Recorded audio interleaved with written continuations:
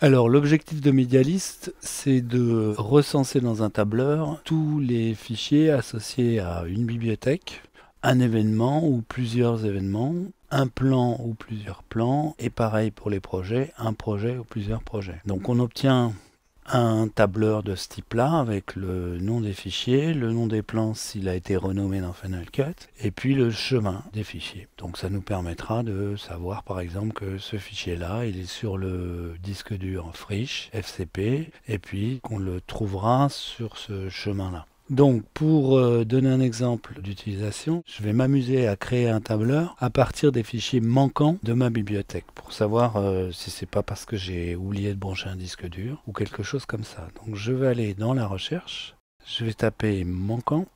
Voilà, donc là il m'aura trouvé 529 plans manquants. Donc je vais les sélectionner tous en faisant un POMA, exporter un XML via le menu fichier, je vais l'appeler manquant. Et si possible dans le menu présentation de métadonnées, choisir aucun pour ne pas alourdir le travail de Medialist.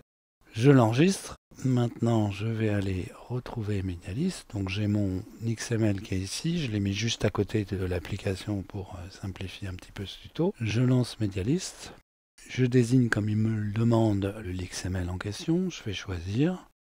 Voilà. Et quand il me dit que c'est prêt, j'obtiens un fichier CSV que je vais double-cliquer. Il va s'ouvrir dans Number et je vais donc retrouver le nom des fichiers, leur emplacement. Et ça va me permettre d'enquêter pour savoir où se trouvent mes fichiers. Voilà l'objectif de cette application Medialist.